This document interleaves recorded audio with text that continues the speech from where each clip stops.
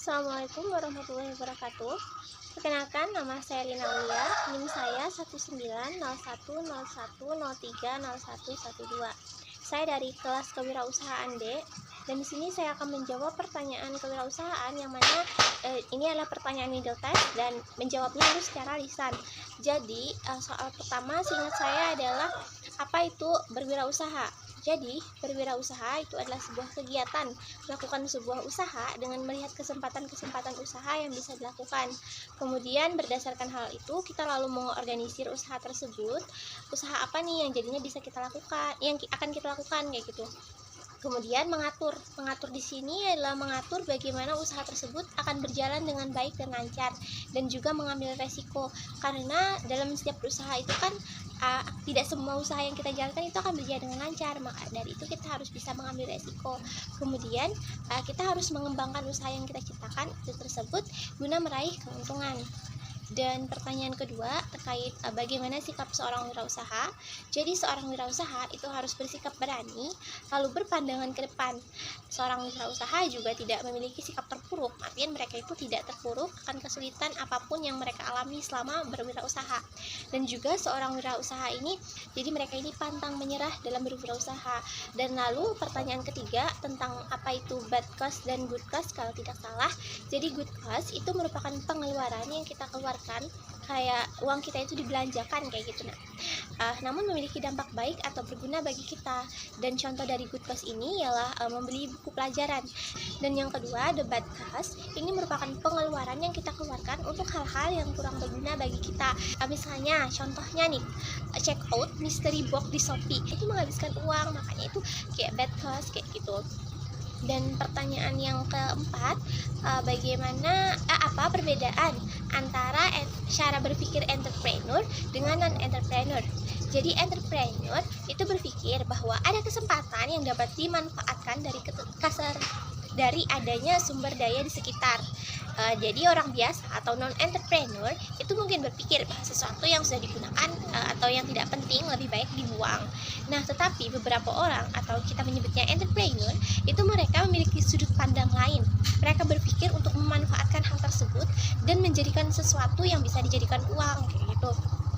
Dan contohnya ini tuh ada kayak sumpit bambu habis pakai kayak gitu. Biasa kan kayak di resto atau tempat makan, sumpit bambu yang sekali makan itu kan langsung dibuang kayak gitu.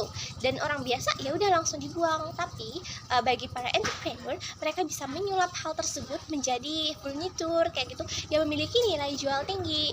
Dan entrepreneur inilah orang yang memiliki jiwa kewirausahaan. Kemudian pertanyaan selanjutnya, apa itu cash flow quadrant? Tidak salah. Jadi cash flow quadrant itu adalah suatu diagram yang menggambarkan cara setiap individu dalam memperoleh penghasilan. Bisa dikatakan ini tuh bagaimana cara individu memperoleh penghasilan kayak gitu.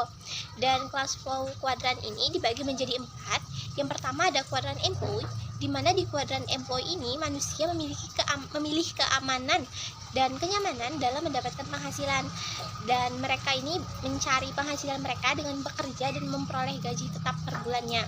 Mereka ini tipe orang yang cenderung tidak ingin mengambil resiko, makanya mereka cari aman dengan kerja dan memperoleh gaji setiap bulannya. Dan kemudian yang kedua itu ada kuadran S atau self-employed business. Dalam hal ini S di sini itu memiliki arti mereka yang mempunyai usaha dan mengerjakan jenis usahanya sendiri. Contoh pekerjaannya itu adalah desainer dan dokter. Nah, jadi kuadran ini tuh hampir sama dengan kuadran employee, namun mereka di sini bekerja sesuai dengan minat dan bakat mereka, bukan asal bekerja.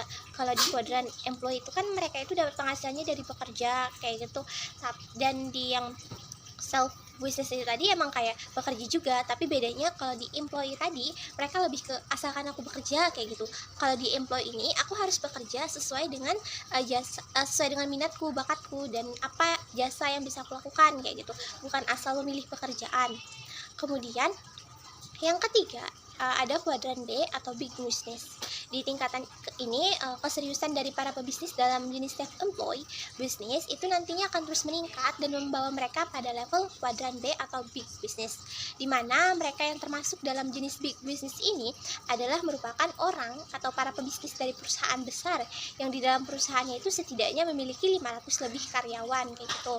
Dan kemudian yang terakhir ada kuadran I atau investor. mereka yang berada pada kuadran A ini memiliki level lebih tinggi daripada jenis kuadran sebelumnya.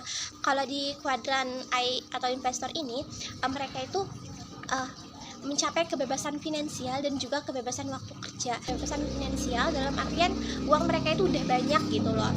Dan kemudian pertanyaan selanjutnya,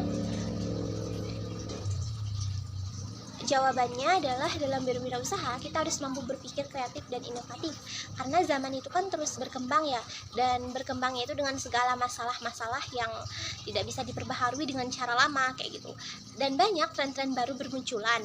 Maka dari itu terkadang usaha yang sama tidak akan bertahan lama, makanya kita perlu inovasi dan kreativitas untuk menjadikan sebuah usaha bertahan lama.